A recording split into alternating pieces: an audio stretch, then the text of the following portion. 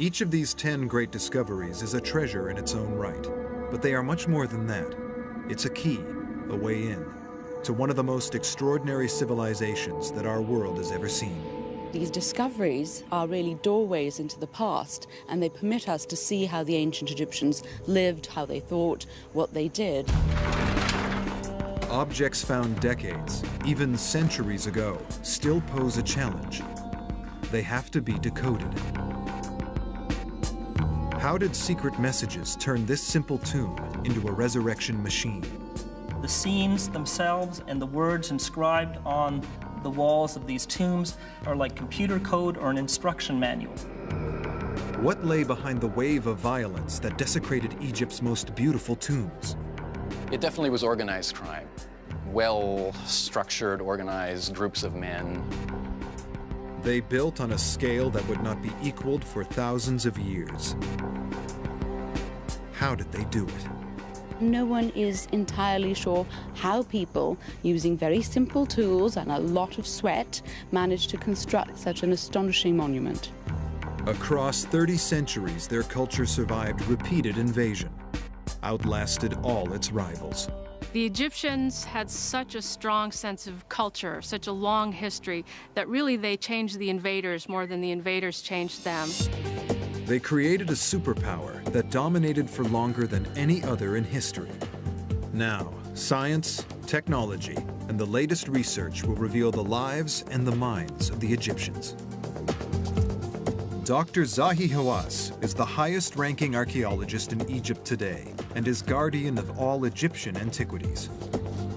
Working with a team of leading scientists and traveling from one end of the country to the other, he will guide us through Egypt's greatest discoveries. We are taking you in an adventure that you will never forget in your life. The first discovery reveals the ingenious piece of technology that allowed Egypt to become one of the greatest ancient civilizations. This discovery was a miracle. It shows the skills of the Egyptians. And remarkably, this technological breakthrough is locked inside a boat.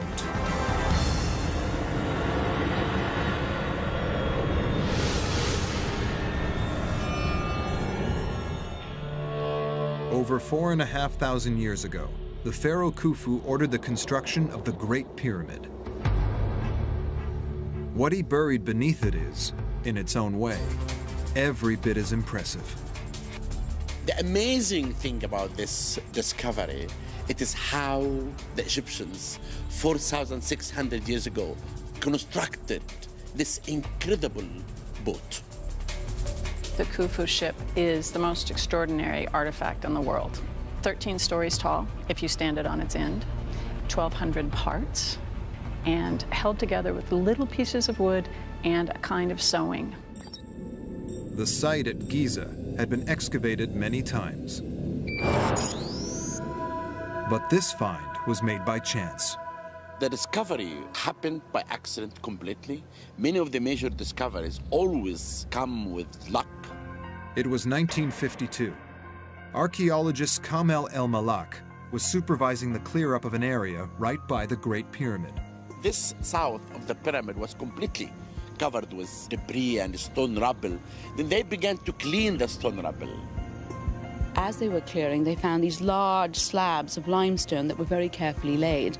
Curious, El-Malak bored a small hole through one of them.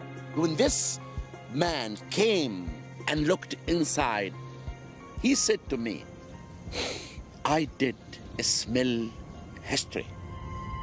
He'd discovered 41 huge limestone blocks, weighing between 17 and 20 tons. They covered a deep pit over 100 feet long. But it was the contents of the pit that excited Egyptologists. It was this huge pile of wood and rope and oars, which gave the game away. Why would Khufu bury a ship in the desert beside his pyramid? The answer tells us how the Egyptians saw death and what the pharaoh believed would happen to him. The pyramid would hold his mortal remains, but his soul would leave. It would be transformed. Khufu was a king and a god. So when he died, he became one with the sun god. Ascending to the heavens, the pharaoh would become one with the sun god Ra. Unified, they would make the sun's daily journey across the sky. They would be carried, the Egyptians believed, in a great boat.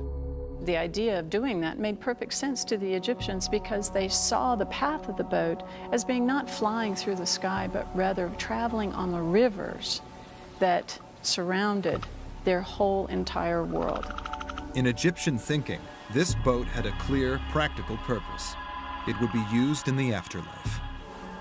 The Khufu boat was intended to carry its master through the heavens. It played a vital religious role, and this is a sign of something else, the fact that boats and water were central to Egyptian life. The Khufu boat is a fabulous testament to the importance of the Nile to the ancient Egyptians.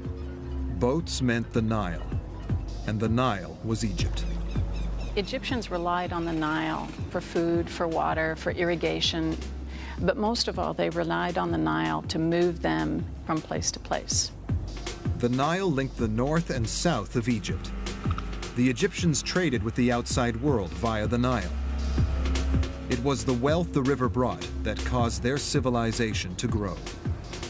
The Nile was the most important thing for the Egyptians to make this civilization. And that's why we can say that with the Egyptian, the Nile built ancient Egypt. Treasure, gold and jewels came from Nubia in the far south. The hard granite which built Egypt's finest monuments traveled hundreds of miles by river from Aswan. Pharaohs sent trading expeditions to the land of Punt, 1,000 miles to the south. Boat-based trade bore vast resources into the country and allowed the pharaohs of Egypt to build an empire. The importance of boats to ancient Egyptians is clear from wall art all across the country. But artwork cannot reveal the ingenious techniques they used to build such massive vessels. For archaeologists, the discovery of this real boat, perfectly preserved by the manner of its burial, is like a time capsule. It looked as if the edges of these timbers had just come out of the shipyard and that not a second had passed over the next 4,500 years. Archaeologists can investigate ancient boat-building technology as if they were there at its construction 45 centuries ago. Each of the hull's 1,200 pieces was carved by hand. You have this very complex interlocking jigsaw of the planks themselves. Each piece fit individually and particularly into the piece that was above it, below it, to the ends of it. But it is how these pieces are joined that is remarkable. The Egyptians did not use nails or anything to construct the boats. No screws, no rivets, no glue. This boat is held together by grass. The grass is called halfa, and it's common all over Egypt. They're these long strands of grass which are very rough, but you rub them together in a particular way, and it forms a very strong yet flexible rope. Restorers have created a model of the boat at 1 to 100 scale. This is how they used the ropes to construct the joins pieces in the boat. Incredible. The development of this technique offered the Egyptians an advantage over other cultures. At the time that the Khufu ship was built, most other places that we know about were only making dugout canoes out of logs.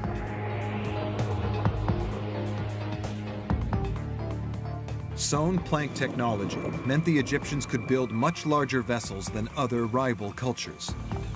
They could carry greater loads, travel greater distances. They could trade throughout the known world.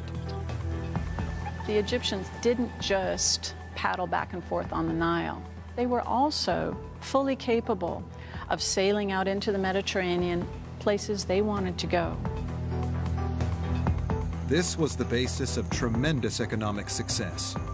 It laid the foundation for 3,000 years of civilization. It helped create one of the most successful superpowers that the world has ever seen. The Khufu boat is the first of Egypt's 10 greatest discoveries, because boats sparked the birth of an empire. Wealth brought by supersized boats paid for supersized construction. Egypt built temples and monuments on a scale not matched in antiquity. But these temples and monuments could never have been built if the ancient Egyptians had not mastered the skills needed to quarry stone in vast quantities. Without stone, there would have been no statues or monuments. Much of what we know of the Egyptians, we know because of the records they left in stone. Next, a team of scientists attempt to unlock the secrets of ancient Egypt's master masons. In a brand new experiment, they will try to harness the power that built a nation and left an extraordinary legacy.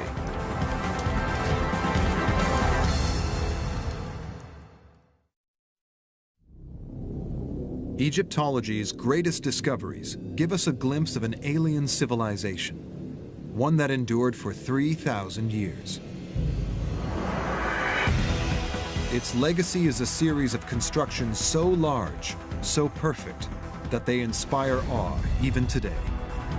Scientists are trying to puzzle out how, when all that was available was manpower, the Egyptians managed to quarry vast blocks of stone. Blocks such as the unfinished obelisk. They left it in situ as an evidence to teach us how the Egyptians cut the obelisk.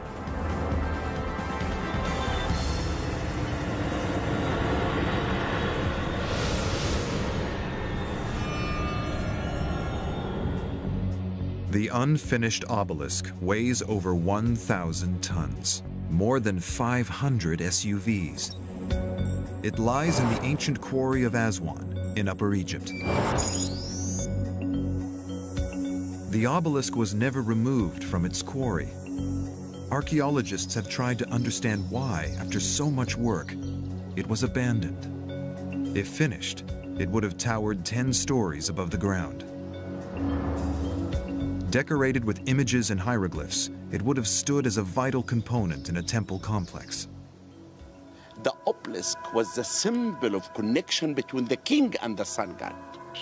Obelisks are pieces of precision spiritual technology. For the Egyptians, an obelisk was a symbol of the sun. It was the ray of the sun, so it was sort of a power conductor. Working like a spiritual lightning conductor, obelisks could collect and channel energy from the heavens. You had to have it in one solid piece of rock. If you had it broken, it would mean that the sunbeam was being broken, and thus you would shatter the power of the god. So when the engineers discovered a crack in the obelisk at Aswan, they abandoned it. A piece of bad luck for the ancient Egyptians, which is a piece of good luck for science. One of the things in archaeology that is almost as important as successes are the failures. Evidence on and around the obelisk is revealing how the ancient quarrymen excavated the massive stones. Like a 1,000-ton time machine, it offers a snapshot of 3,000-year-old work in progress. Using the evidence from the unfinished obelisk in a brand new experiment, scientists hope to demonstrate how this was possible. We began to discover amazing things that did enrich our knowledge about obelisks for the first time. Adil Kalani has spent a career investigating ancient quarrying techniques. This is a good example for natural cracks in granite layers, which is really very important to looking for before to start working. Granite has naturally occurring fault lines where the rock is already weak. By identifying and targeting these fault lines, the ancient engineers could begin the process of splitting the stone from the bedrock. It would be the ease of chiseling rock, because you'd have to cut the face, you'd have to kind of break pieces out of it, but there'd always be this plane of weakness that would help separate the rock in an expeditious manner. In the second phase, laborers bashed handheld stone pounders into the fracture line to wear the rock down. These early sledgehammers were made of dolerite, a stone much harder than granite. But the technique took time, and time was a luxury that the quarrymen did not have. Pharaohs always wanted their monuments done in a hurry. Many pharaohs were worried that they simply wouldn't be around long enough. The average reign of a pharaoh was less than a decade, and no pharaoh would trust his legacy to his successor.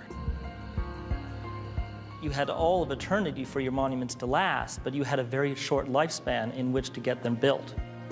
From the sheer number of granite obelisks and statues across Egypt, it's clear that the ancient quarrymen found a solution. Beneath the quarry, the archaeologists found the clues which tell us what the solution was. What we have here, actually, it's all the story. It's like an open book. It tells us everything about what the Egyptian made. Within the strata are charred mud bricks, burnt wood chips, and heat-fractured shards of stone. From this, Adil believes he's worked out how Egypt's engineers accelerated the quarrying process. The Egyptian used fire to help them for splitting the stone. Heat from a fire would cause the rock to expand, and cooling would cause the rock to contract. This process weakens and can even split the rock.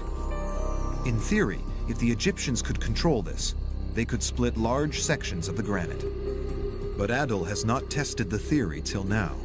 I'm excited to see the result because it's a new discovery. Exactly as the ancient engineers did, Adil selects a fault line in the rock.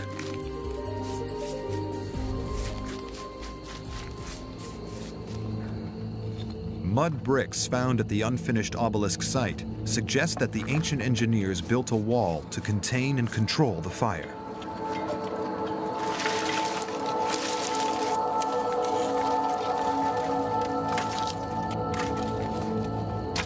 The fire raises the temperature of the rock to 800 degrees.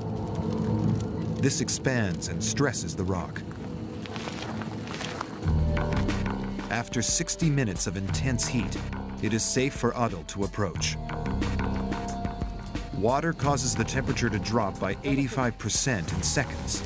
The rock rapidly contracts. Ooh. No, it's very hot, very, very hot. But what damage has the heat done? Adil can now experiment whether the fire-weakened stone is easier to split than a second untreated fracture. After half an hour, he calls stop. Without fire, the workmen on the control test have made little impact on the fracture line. But at the burnt fracture, the crack is crumbling. You can see how the fire setting affected with the granite layers. It's working very, very fast, more than what we have expected before. That explains how the ancient Egyptian made a lot of obelisks in very, very short times. It's therefore likely that the way to quarry such large amounts of rock in such a short amount of time would be with the aid of fire. One of the main mysteries of the ancient Egyptian techniques solved by this operation today. The unfinished obelisk offered the clues. Then experimental archaeology showed that the theory could work. It explains how the Egyptians could quarry stone on a scale that was almost superhuman. We discover exactly how they did cut an obelisk. These great monuments still have the power to inspire awe. They were built thousands of years ago without any of our modern technology, and we're just beginning to understand how. But the third discovery takes us beyond technology, to Egypt's master builders, the men who created one of the most recognizable landmarks in history.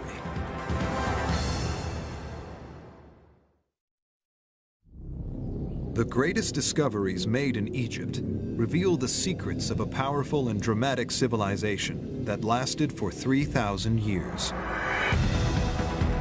The ancient Egyptians built some of the most impressive monuments in the world, and the most impressive of all, is the Great Pyramid.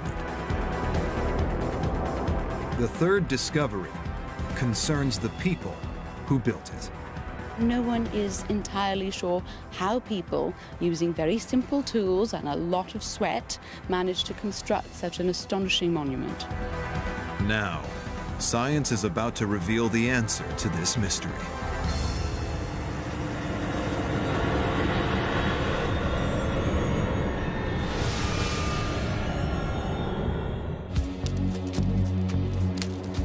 Until recently, a common picture of Egypt was a country where pharaohs and nobles commanded huge armies of slaves. But new discoveries redraw this image. They reveal a sophisticated social hierarchy and worker welfare. A society that would be recognizable to today's workers, union officials, bosses, and CEOs. The pyramids are located at Giza. 4,500 years ago, the great pharaoh Khufu ordered the construction of what is still the largest tomb ever built. Climbing 500 feet above a plateau, it weighs as much as 17 Empire State Buildings. People have claimed that the Great Pyramid must have been built by aliens, or using spells chanted by priests with secret mystical powers. This is because its scale almost defies logical explanation. Until recently, many believed that it was built by gangs of thousands of slaves. But now, Dr. Hawass has made a discovery that reveals the mystery of who built the pyramids. I was able to write the history of the pyramid builders from the discovery of the tombs of the pyramid builders. The discovery is a tale of patient detective work and archaeological forensic science. In 1990, Dr. Hawass found some mysterious evidence. We began the excavation and I found very strange things. I found bones and wheat seeds, and I said, what's this? They realized that the builders' tombs were constructed of the same material as the pyramids themselves. Chunks of limestone, granite, and basalt from what's left over of building the pyramid. This rock was what they'd used to fashion a tomb for their king. With the pieces they hadn't needed, they built tombs for each other. Further up the hill, Dr. Hawass's team discovered more elaborate tombs. One bore a name. Some hieroglyphic inscription. And actually, he was an inspector, Saj, the overseer of the workmen who dragged the stones. So the workforce clearly had an organized hierarchy. The overseer was buried higher up the hill than the ordinary workman, a reflection of his higher status. The evidence in the tombs suggests that workers had defined roles, distinct responsibilities. It was much like a modern construction crew. This is another unique tomb that I found. This tomb belonged to a man named Neferthis. Now we can see his name, Neferthis. But really what's unique in my opinion, look at these scenes. I have never seen it at all. They're making beer and also baking bread.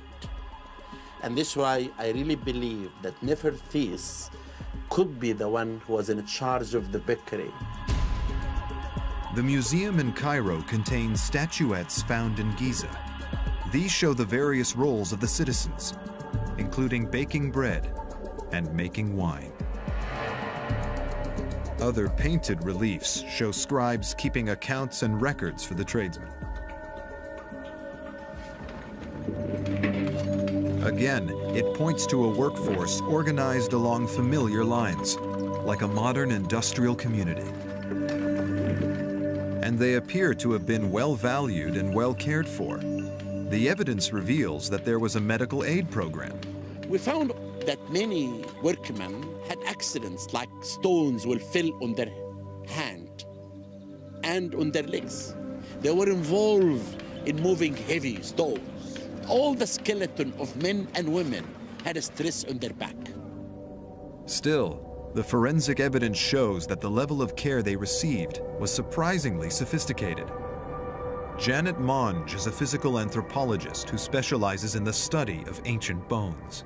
We see the shafts show clear evidence that at some point, well before the death of the individual, the bone was actually fractured. The bones are set really well to each other, probably were immobilized for a period of time. And, we would say, by today's standards, these are really superb healing process in these individuals. He did a good job. Clearly, these workers were highly valued by their employers. Being a worker was a rare privilege. You were well paid, you were well looked after, and it was in fact a cushy job. The pyramid builders' tombs reveal an organized structure of professionals and skilled artisans, working within an ordered workforce. They were supported by a sophisticated employee welfare system. This discovery can prove one important thing, that pyramids were not built by slaves. Because the tombs at Giza were of ordinary people, they seem to have been ignored by treasure seekers. It was another tomb, kept sealed for 35 centuries, which produced Egyptology's best-known discovery. The tomb of the most famous of all pharaohs, Tutankhamun.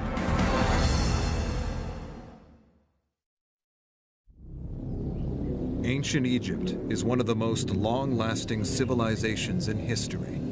It was ruled over by the most powerful kings. These are statues of real men. Who were they? What were they like? Archaeologists are trying to find out in the tomb of the pharaoh Tutankhamun. This is not the icon for a statue. It is the icon of the whole world. Who was the man behind the golden mask?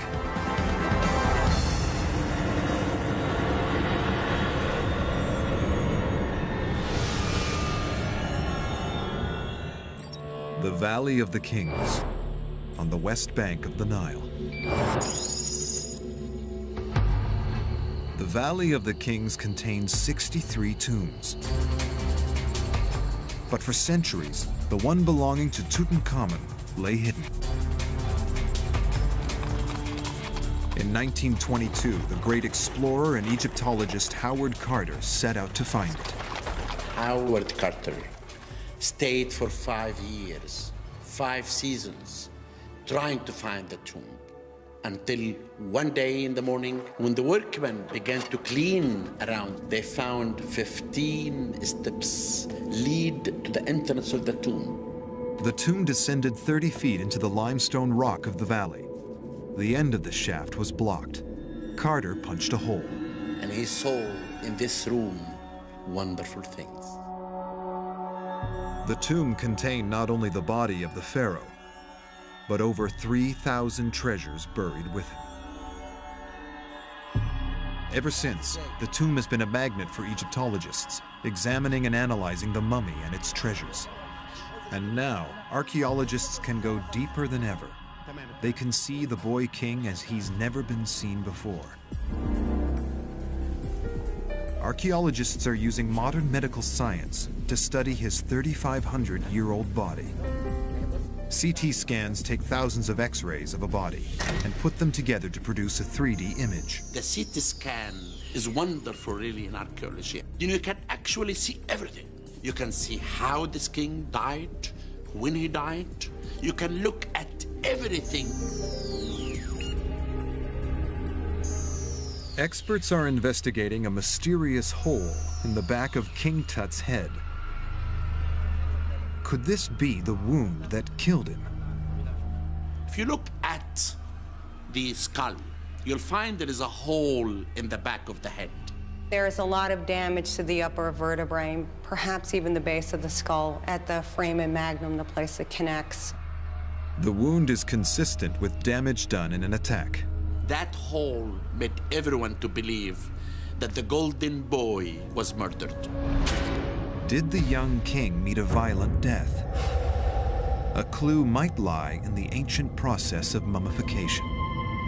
Mummification is as old as Egypt. No one's very sure how the ancient Egyptians decided to mummify the dead, but presumably because the desert naturally dries out people. When animals die and lie in the desert, the Egyptians would have seen those and they would see that they were perfectly preserved.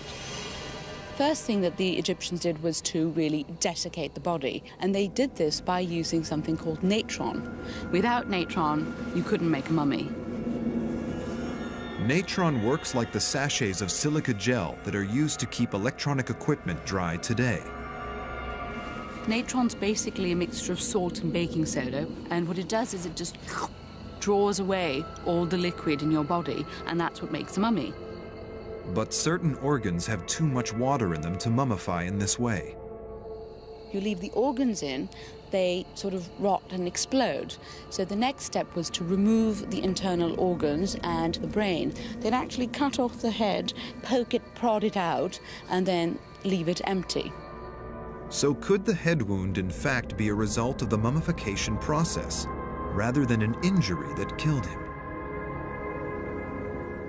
At the University of Pennsylvania, Janet Monge has been studying the CT scans of King Tut's mummy. When damage occurs before the time of death of an individual, it's called antemortem damage, and generally if it's on bone or tissue, you'll see some healing if the person lived. This looks like a post-mortem damage. It could be something that occurred at the time of the embalming process. The hole in King Tut's skull is consistent with the type of hole made during the mummification process. It has nothing to do at all with murder or anything, and there is no foul play. How the king died remains a mystery, but science can help to reveal how he lived. To get inside the head and life of a ruler of Egypt. It appears the pharaoh did not look as regal as his death mask suggests. He has this nice square chin. Except for that, his face is quite slender, quite slight. Of course, I don't think you would want to make fun of the king, but if the king was in a schoolyard, I think that he might be the kid that you gave the little nickname to, like Bucky or something like that.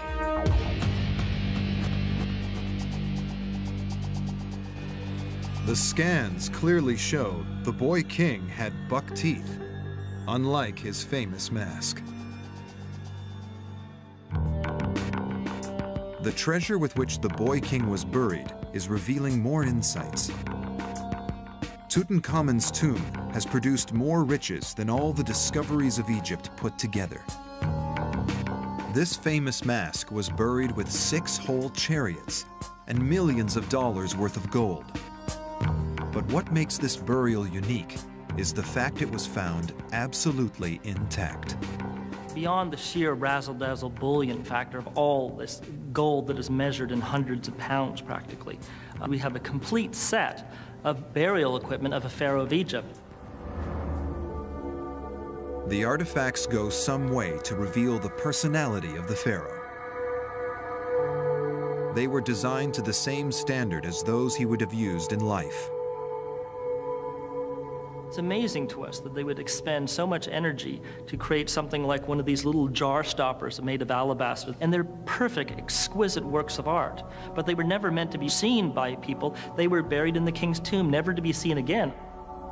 The type of artifacts and the care with which they are crafted give us an insight into how Tutankhamun lived. The Egyptians believed that your afterlife was much like this life, except better. So you had to take everything with you. The objects Tutankhamun wanted in his tomb and the afterlife were the ones he had enjoyed during his lifetime. We know that he liked a particular Egyptian game called Senet because he was buried with everything from a large formal Senet board and box table to a tiny little traveler version made of ivory that was only about this big. Tutankhamun was the supreme ruler of a superpower. These artifacts remind us of his youth, and perhaps offer us a glimpse of his character. Where Carter's discovery showed the world the pharaoh, modern science is showing us the man. Further investigations of the tomb's artifacts and Tut's mummy are likely to reveal more details about the real human being behind the mask.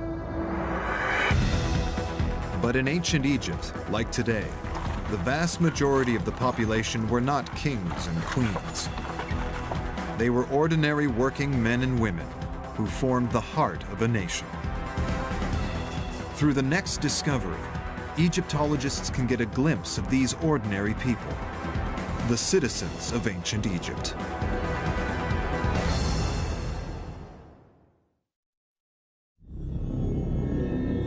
Ten great discoveries made in Egypt reveal an extraordinary civilization.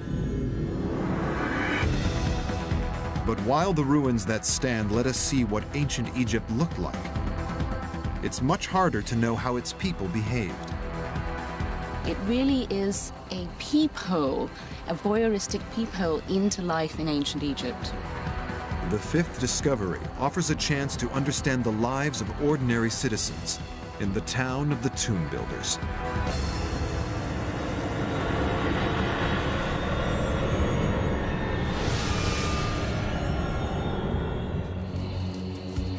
The town of Deir el-Medina gives a rare insight into daily life in ancient Egypt. It stood on the west bank of the Nile. The remains of an uncontaminated Egyptian town make a rare and very valuable discovery.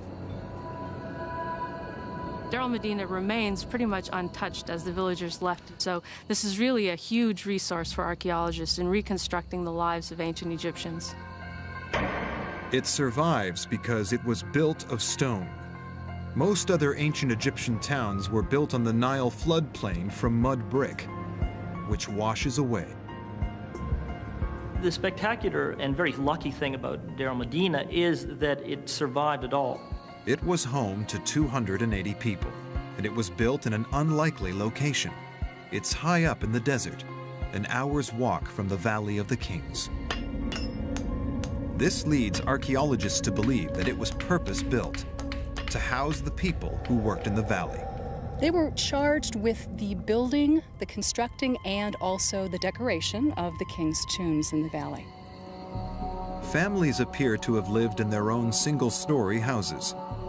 This is actually the front door of a house that really I believe that this man was one of the overseers and he should be a very influential person. Craftsmen, goldsmiths, and tomb builders held high status in a land where most of the population worked long, hard hours as farmers. Workmen had a pretty cushy job when it comes down to it. It seems that on average they worked maybe 2 out of 3 days. They would receive fish and wine on special occasions. They probably liked the job that they had. As well as constructing the tombs of their pharaohs, the citizens of Deir el-Medina built their own. And by examining artwork on their walls, archaeologists can begin to piece together the lives of the people who lived there. We can really actually learn a lot about daily life from Deir el-Medina tombs. The art shows a thriving community of prosperous and successful individuals. But the paintings on the walls reveal how the villagers wanted to be seen, not how they actually were. When you look at the tombs, when you look at the monuments, they're on their best behavior, dressed in their Sunday best, living an ideal life. But it's an ideal. But there is further evidence that offers clues as to the private lives of the citizens. All kinds of things are going on, stuff that they didn't necessarily want you to know about. The clues are everywhere. The whole cliffs around the city are limestone. So any piece of the mountain that comes off at a nice flat angle like this is a potential riding surface. And this potential was fully exploited by the residents of Deir el-Medina. For the ancient Egyptians, we can compare this to a Post-it note. They were able to use these just by stooping down and picking up a piece of stone off the ground. There you go, writing material. These shards, known by the Greek word ostraker, were used to document both official records and private notes. The fact that ostraker were used to send messages between friends provides experts with unique insights that were previously unknown in the archaeological record. we can see the real Egyptians essentially letting their hair down. Ostraca reveal how they spent their personal time. They like to drink, they obviously like to fornicate, and they love to gossip. From this ostraca, you can reconstruct the life 3,000 years ago, how they lived and everything about them from the inscribed limestone. The evidence at Deir el-Medina reveals that its residents had lives not unlike our own. It tells us for the first time this discovery, not about kings and queens as we know all the time, but tell us about the common people and the life of the common people.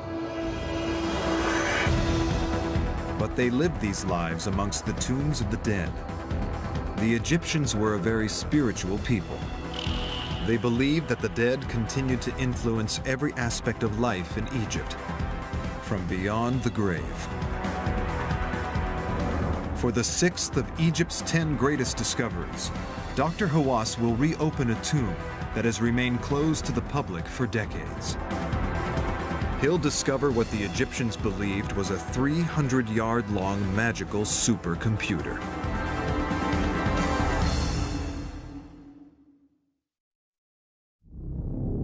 When brought together, the 10 greatest discoveries reveal an overview of life in ancient Egypt.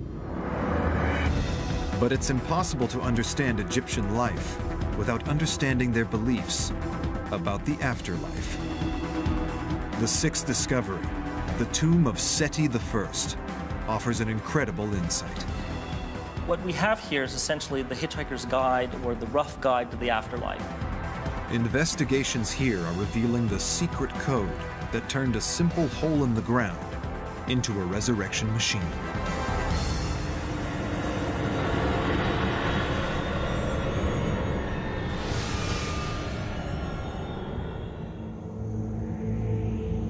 The Valley of the Kings contains 63 tombs.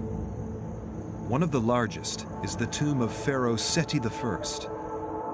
It provides a wealth of information about ancient Egyptian attitudes to the afterlife.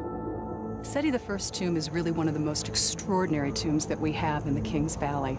Seti's is one of the tombs in the Valley of the Kings on the west bank of the Nile. Late in the summer of 1817, an Italian explorer called Giovanni Belzoni arrived at the site. Belzoni had been a circus strongman, but he devoted his second career to Egyptology. Through careful surveying of the geology of the valley, Belzoni discovered 8 tombs in just 2 weeks. And by week 3, he had more than doubled the number of tombs discovered. Nevertheless, it wasn't until the morning of October the 16th, 1817, that Belzoni made the find that would seal his reputation. When Belzoni found this tomb in 1817, it was a miracle.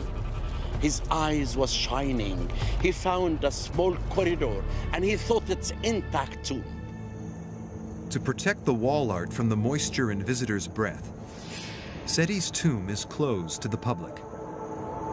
But in his unique position as the head of the Egyptian Antiquities Service, Dr. Hawass is the only person in the world with the power to order the tomb to be opened. I will take you now for one big reason, to show to the public that this is the most amazing tomb.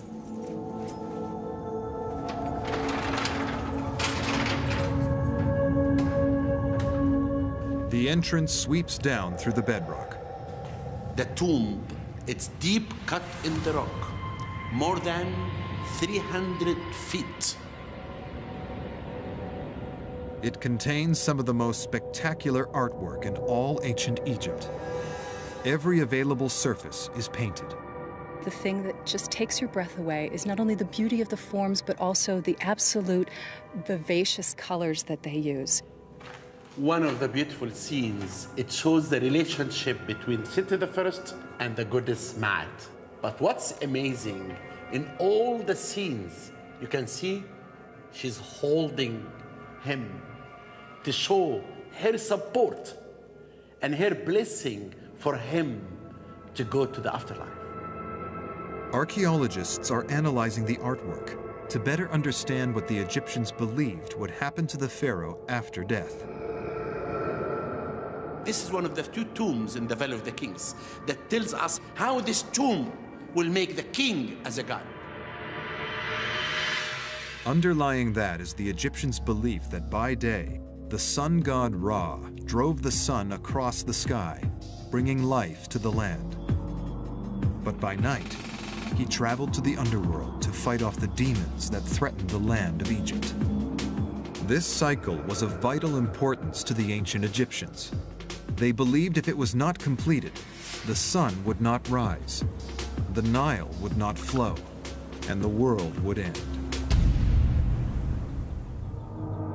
Seti's task after death was to join with the god in this struggle.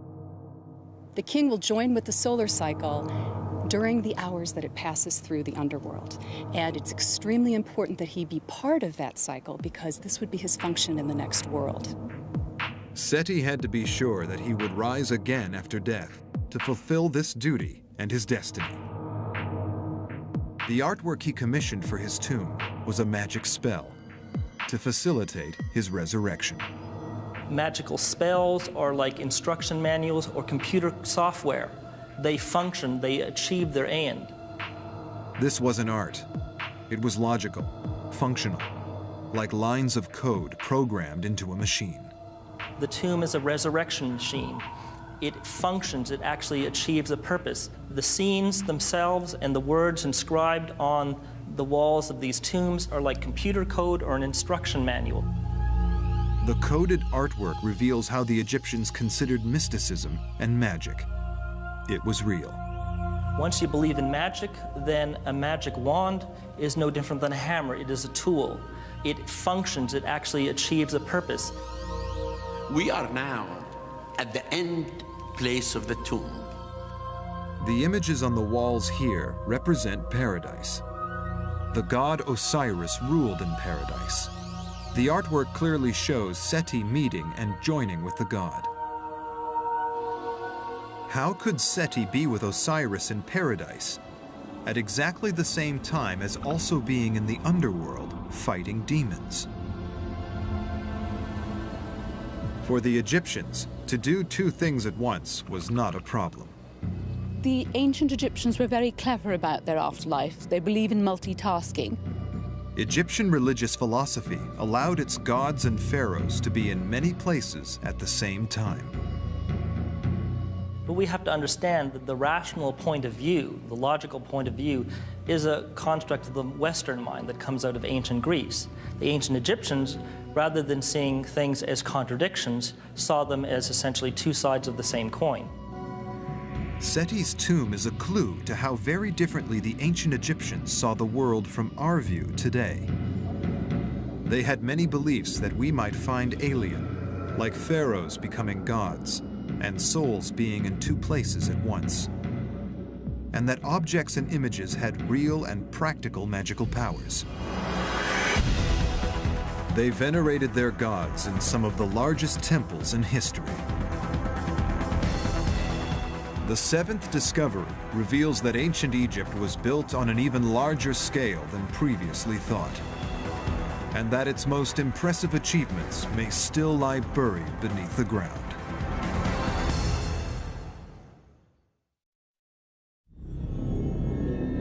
Ancient Egypt's 10 greatest discoveries reveal the secrets of a world that flourished 5,000 years ago. But some estimates suggest that 70% of Egyptian remains still lie buried underground. Egypt is unique among any civilization in the world, that the whole country, there is buried temples and tombs under the ground. Monuments, like the lost temple of Akhmin.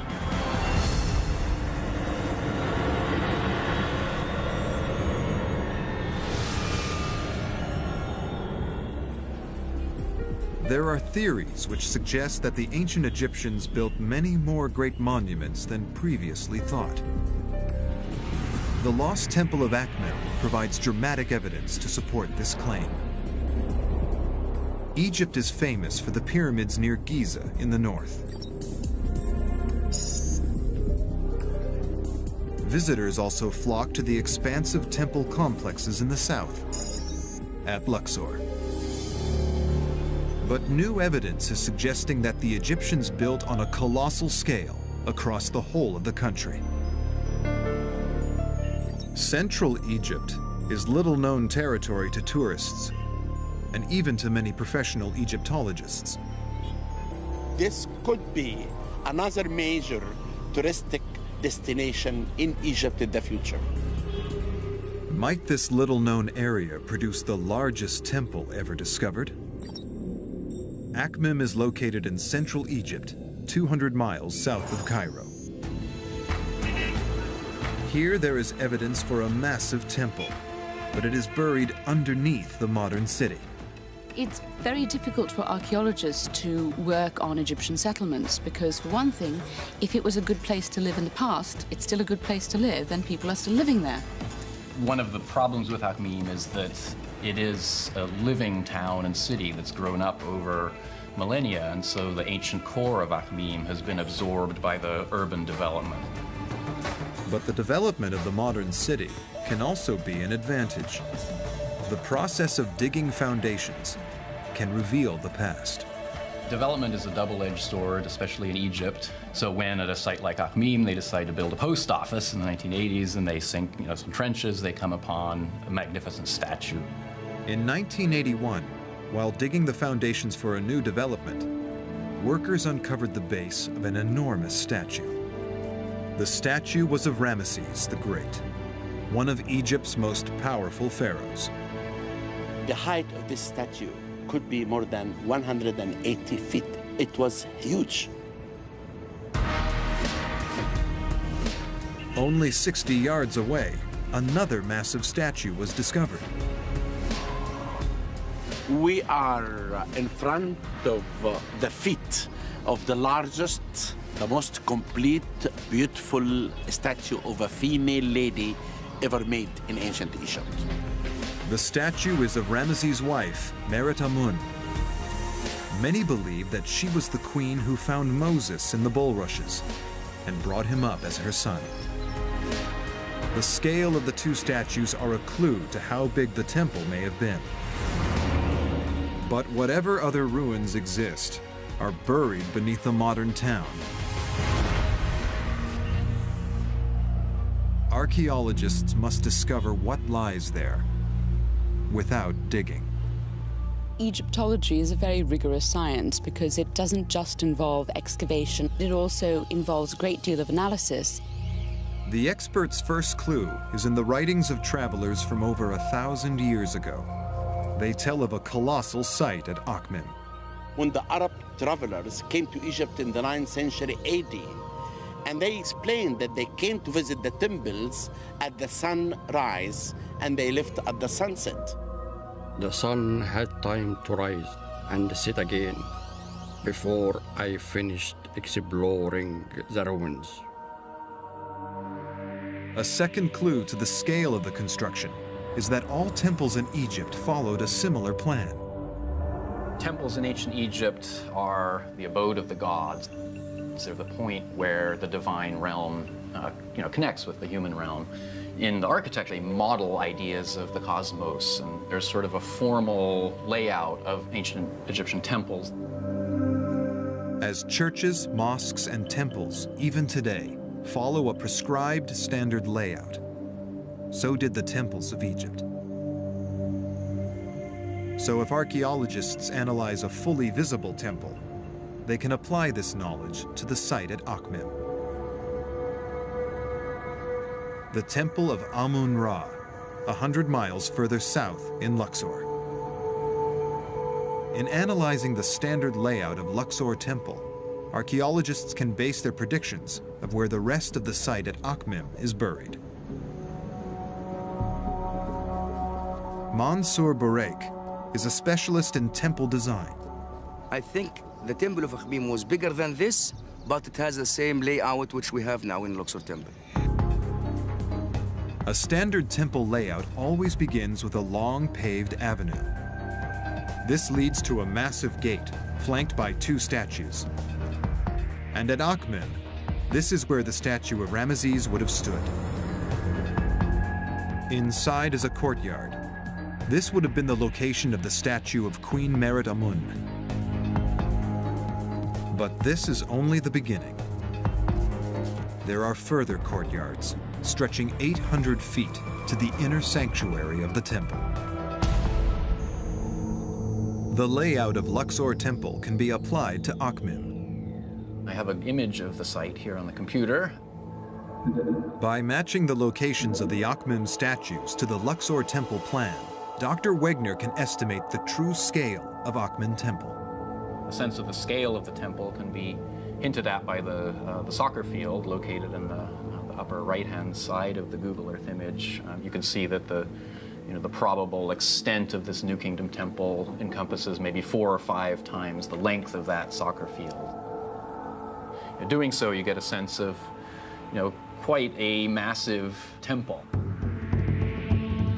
Even without full excavation, by using this analysis, archaeology can affirm that the temple at Akhmim was built on a massive scale. This could be the beginning of the temple, and the sanctuary should be under the houses here.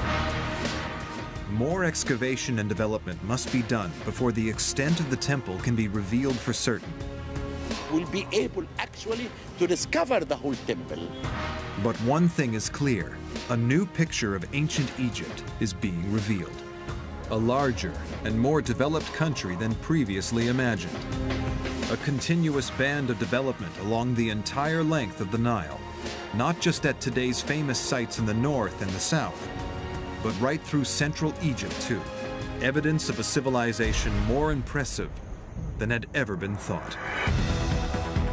And the most successful ruler of this superpower was Ramesses the Great.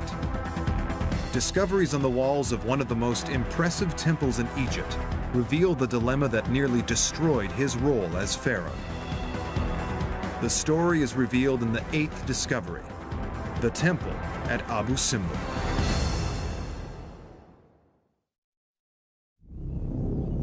From tombs to temples, the mysteries of ancient Egypt have enthralled the world for centuries. One of the most significant is also one of the largest.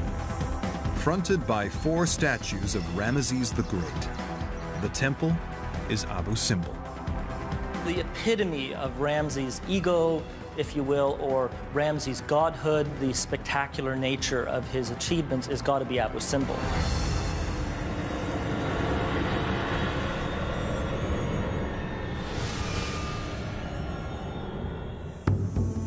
The Temple of Abu Simbel is a key to solving the dilemma faced by every pharaoh: how to reign as both a god and man. Artwork on the walls tells the story of how close the great pharaoh Ramesses II came to failing in his mission. Abu Simbel is in the south of Egypt, near the border with modern-day Sudan. Hewn out of the rock are 4 giant statues, and every inch of the temple's walls are covered with illustrations depicting the triumph of the pharaoh.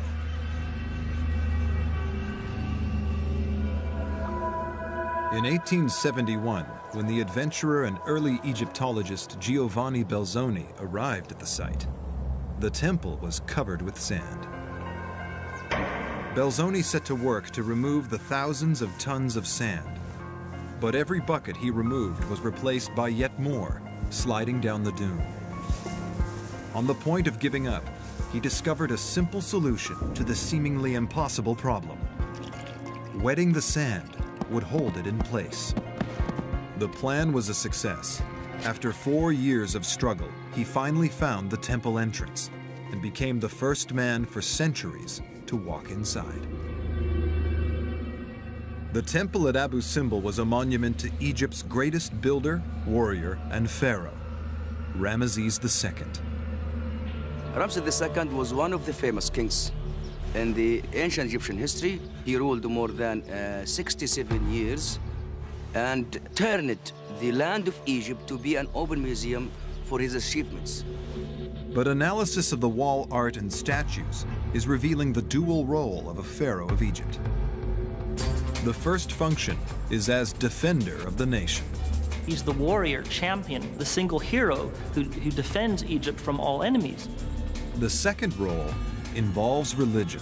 the role of the pharaoh in the religious realm is not just as chief worshiper or intermediary between mankind and the gods, but the king has one foot in the divine world and one foot in the human world. The pharaoh's authority and power was dependent on fulfilling these two roles. But Ramesses was so successful as the warrior king that he ran out of people to fight, and thus undermined his position as ruler.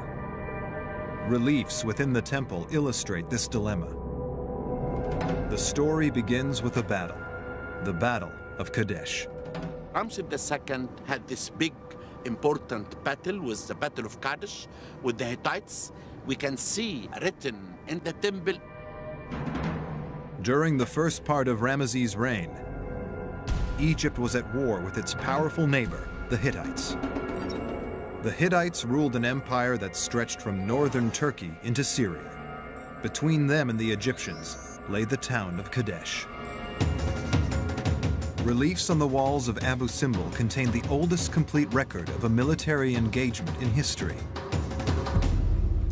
Dr. Mohammed El-Bailey is investigating the brutality of the battle. Here, the figure showing the Egyptian beating and punishing Hittites. They are beating them very hard. It was a clash of superpowers. What makes Kadesh so unique is that it really is a class of empires. Ramses finds the whole Hittite army with all of the Hittites' allies are there facing on the battlefield. And in fact, I think this was something relatively rare in ancient history, that two huge armies clashed with each other on the battlefield. Abu Simbel reliefs depict a violent battle using the most technologically advanced weapons available at the time. They had the chariot for the first time, and they had the horse, and therefore they were able to build the empire. An Egyptian chariot is very highly maneuverable. It can turn on a dime, and they can basically make what are essentially missile runs. It's essentially the F-16 of the ancient world. Chariot warfare involved making 30-mile-an-hour runs at the enemy, firing as many arrows as possible, and then wheeling into a retreat. Basically making strafing runs, going close, shooting his arrows, and then his chariot driver would veer his chariot around, would speed off until he could get back out of range, and then make another strafing run on them. Ramesses held the Hittites at bay and successfully defended his country. In the 21st year of his reign, he makes a peace deal with the Hittite Empire. With no battles left to fight, Ramesses could not fulfill the warrior function of pharaoh. What do you do when you run out of enemies? So now Ramses has a political problem. Abu Simbel reveals Ramesses' solution. And the way he solves this is by going in the opposite extreme and emphasizing his religious role. Now that he can't show that he's a warrior because there's nobody left to fight, he can say, I'm a living god. Ramesses declared his divinity. Now at this point, Ramses puts both feet in the divine world and he becomes a living god, 24/7, all year round. The Egyptians have a living god ruling over them. Abu Simbel became not just a temple to the gods, but a temple to Ramesses himself as a god. Ramses II built this temple for himself, as a god, to worship himself. Here we are arrived to the sanctuary, the holy of the holy place, where Ramses II deified and placed between the other gods. And you have his statue in the sanctuary with the other statues of the three major gods of Egypt, and he's one of them, equal to them. This was a political masterstroke. This was the perfect cover, that of living God, for a frail old man. And we know nothing about his mental faculties. Could he even see anymore? Had he gone blind? We simply don't know. The temple at Abu Simbel reveals the two most important parts of being pharaoh: defending Egypt and communing with the gods. It reveals how Ramesses solved the problem of being too successful at the first role, that of defender, by becoming a living god. The penultimate discovery of the top 10 continues the story of the great pharaohs in the years after they died. It is a turbulent tale involving organized crime, robbery, murder, and state-sanctioned terrorism, and reveals the mystery of the missing royal mummies.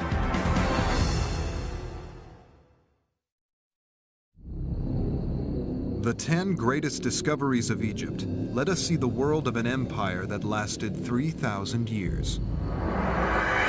Much of what we know of ancient Egypt comes from opening the tombs of the pharaohs, but they also created a mystery. Time and time again, the tombs were discovered empty. The pharaohs' mummies were missing. One of the most important discoveries in Egyptian archaeology was the discovery of the royal cache. Egyptologists came face to face with literally a who's who of all the great kings.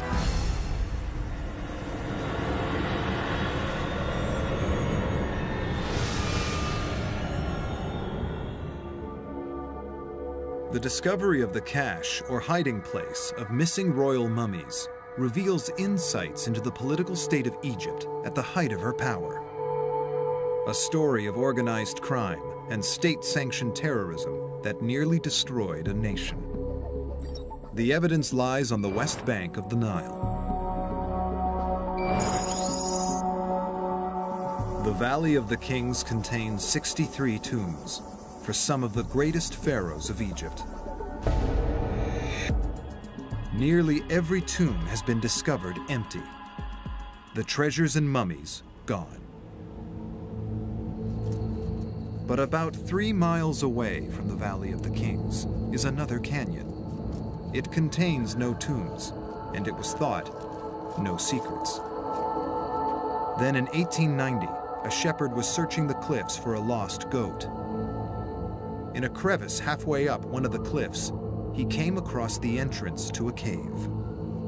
And when he entered inside the shaft, he saw a corridor, maybe more than 200 feet, cut in the rock. Inside were the remains of over 50 different burials, including the mummies of some of the greatest pharaohs in history. To solve the riddle of why the mummies were there, archaeologists must look at the political and social state of Egypt 3,000 years ago. Drought and infighting between rival political factions was bringing the country into a state of anarchy.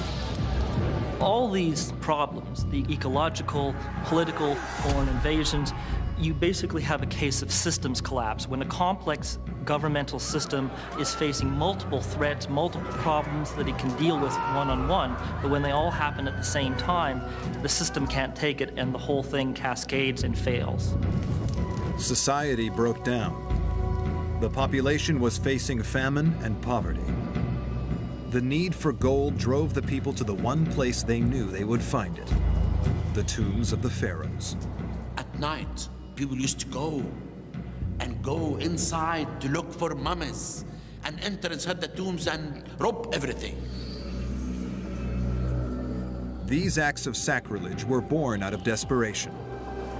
Once that line between civilization and chaos is crossed, nothing, not even belief in the gods, fear of sacrilege and fear of eternal damnation will prevent you from robbing tombs and violating temples. But this was not the work of random criminals. It definitely was organized crime. It was well-structured, organized groups of men with even sort of an internal ranking system amongst them. Tomb robbery as kind of a growth industry, really. This created one of the first examples of organized crime in history. Literally everybody gets into the tomb robbing business. Everybody's in on it, from the highest officials, if not involved actually in robbing the tombs, then turning a blind eye and getting a golden handshake. But there were some priests at the Temple of Luxor who still saw themselves as the guardians of the Egyptian religion, the temples and the tombs of the pharaohs. They set out to rescue and hide the mummies. They want to protect the kings. They took all the mummies, they buried them here.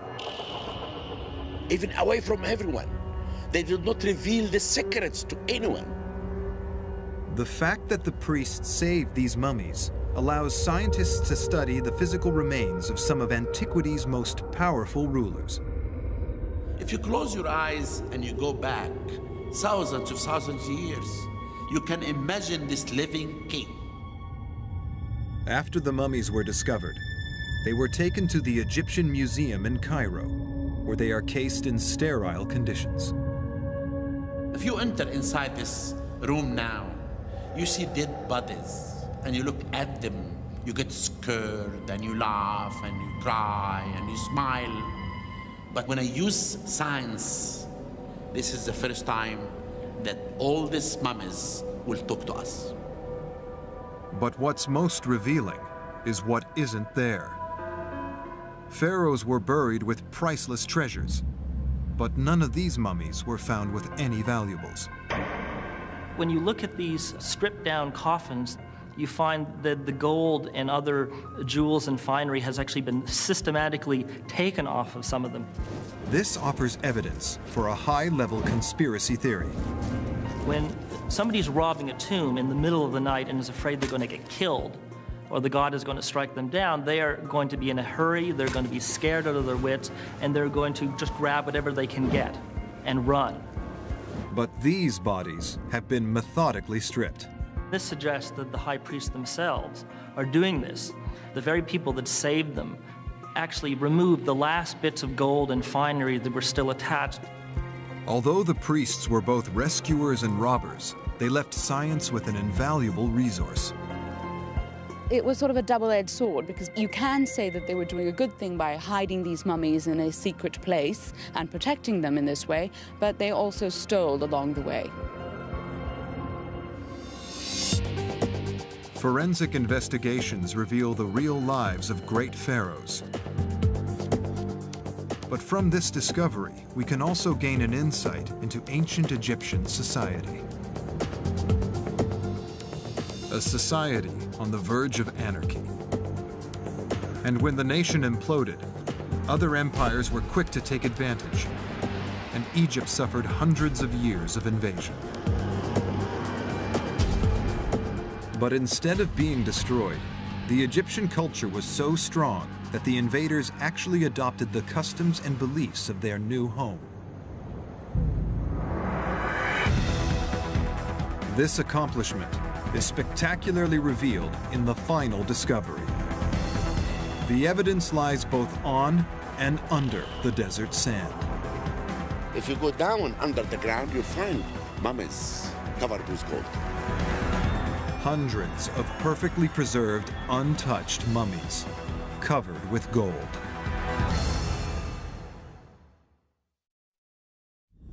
For centuries, the ancient civilization of Egypt has captured the imagination of scientists, archaeologists, and adventurers.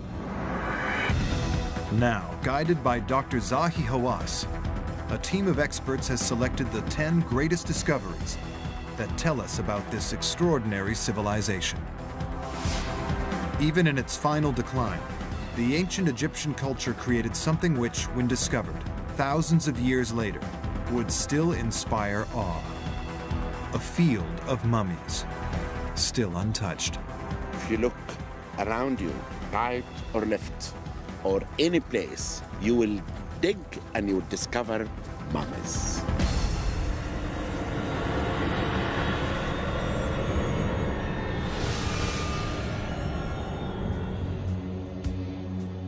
Over its history, Egypt was attacked by many empires. The evidence says that Egyptian culture had the strength to resist and endure.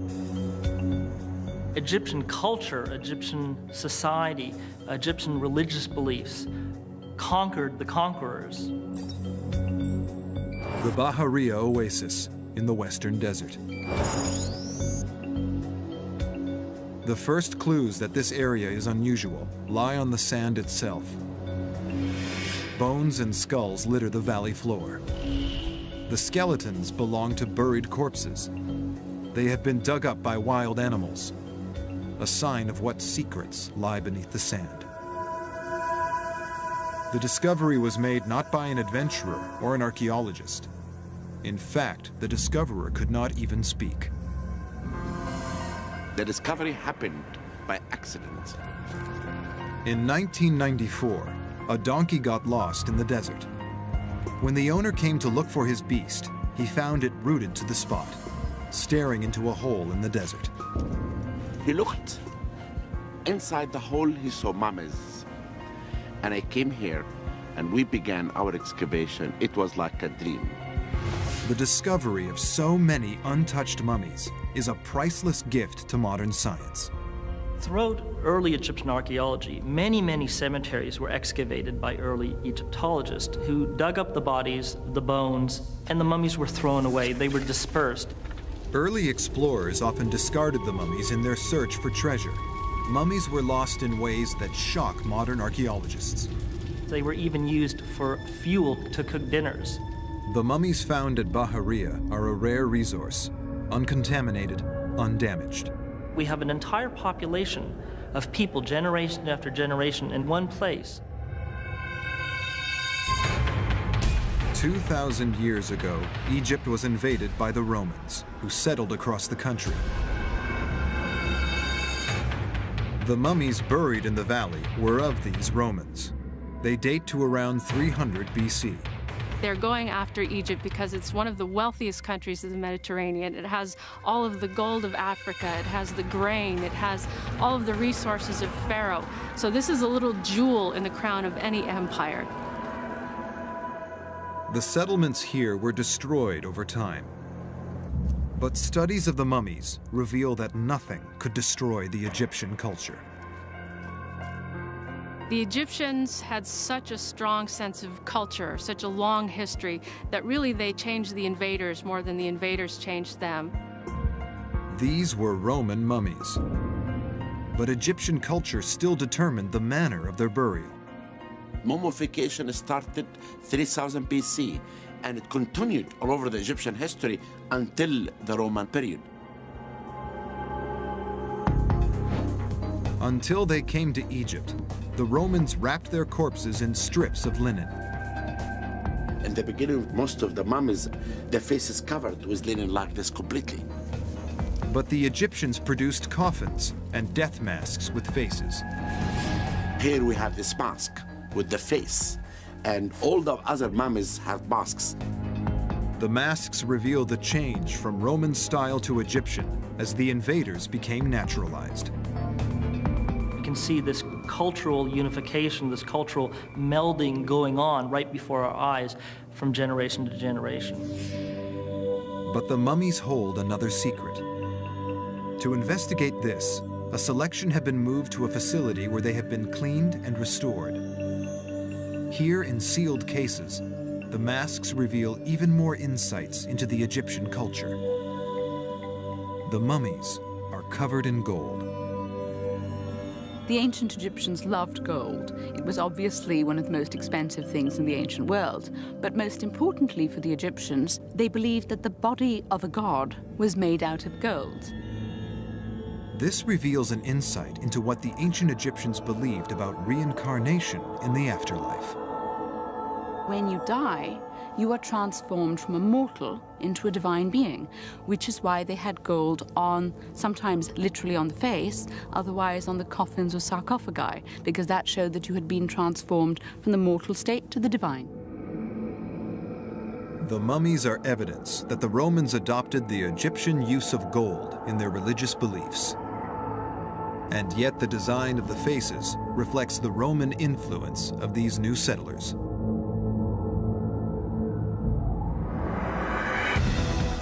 The golden mummies are evidence of the fusion of the Pharaonic and the Roman into the new Egyptian civilization. Something to please the Roman and something to please the Egyptians. The mummies in the valley demonstrate that whatever happened in her history, Egypt was both ultimately strong and flexible. This allowed a continuation of belief and tradition that was always essentially Egyptian. The sense of identity gave them a sort of stability to throw off any empire and embrace whatever new one was next. Now we've revealed Egypt's greatest discoveries. We can bring them together. We'll complete the picture of the world of the ancient Egyptians, a world that has remained powerful and captivating right up to the present day.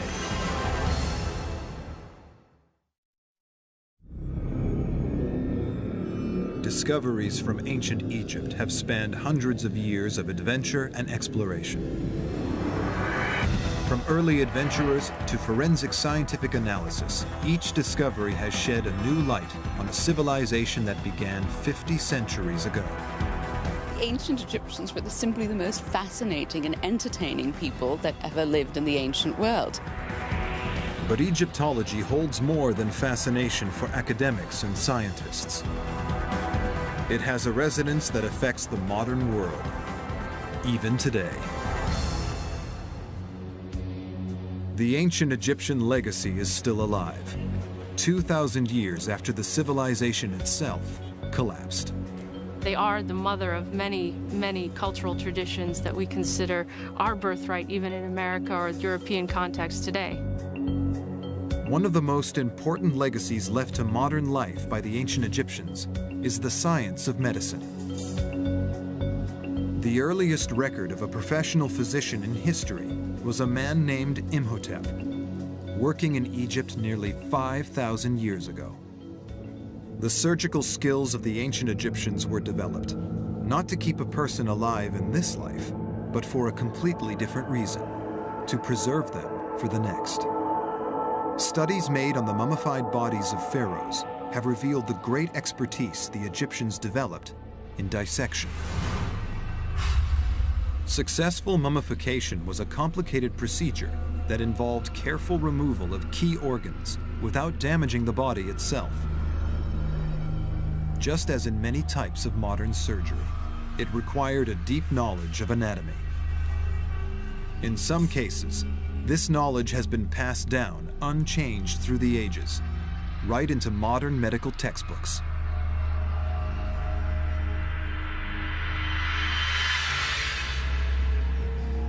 And medicine is not alone in the debt it owes the ancient Egyptians. Modern engineering and construction techniques rely on the knowledge developed along the Nile Valley over 4,500 years ago. The Great Pyramid at Giza is built with such accuracy that its width varies by less than 2 inches across its 750-foot length. The Greek genius Pythagoras is known as the father of numbers. He trained in Egypt. Here he developed algebraic formulas that provide much of the basis for modern engineering and construction.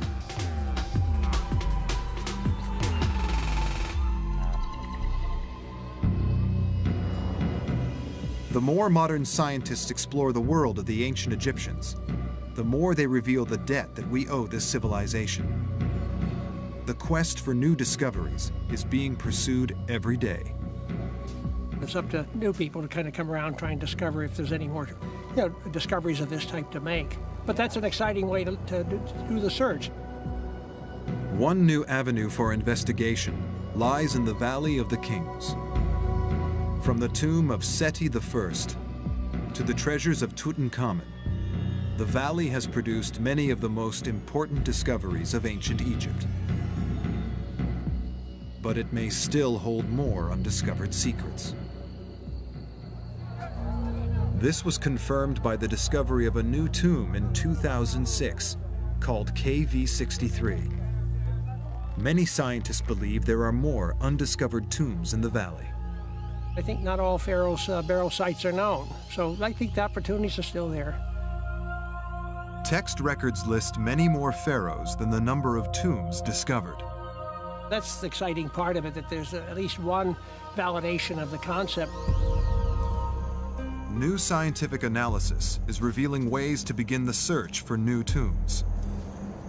Archaeologists are suggesting that the ancient Egyptians surveyed natural weaknesses and fractures in the rock to make it easier to carve out the tombs.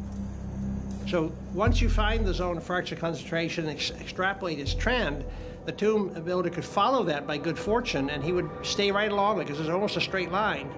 Richard Parazek is surveying these fractures in the Valley of the Kings. Now, this is a zone of fracture concentration and you'll notice the fracture pattern just jumps right out at you. If the ancient engineers dug tombs along fracture lines thousands of years ago, then fracture lines are a good place to look for a new tomb today. That gives you some search pattern that might say, look, if you're going to go looking, include this as part of your search technique. Only time will tell whether this approach will produce a discovery as extraordinary as the tomb of King Tutankhamun. But all archaeologists agree on one thing: there are more discoveries to be found. Future generations will have a different idea of the top 10 discoveries and their importance because of the scientific methods that continue to evolve in archaeology. As scientists follow in the footsteps of early pioneers like Carter or Belzoni, they continue to make new discoveries. You never know what the sand of Egypt may hide of secrets. These secrets are revealing not only the mysteries of an extraordinary empire, but also the powerful legacy that 3,000 years of civilization left for the modern world. And while the modern world continues to wonder at today's greatest discoveries, the discoveries of tomorrow promise to bring even greater insight, amazement, and knowledge of one of the greatest civilizations in history: the lasting civilization of the ancient Egyptians.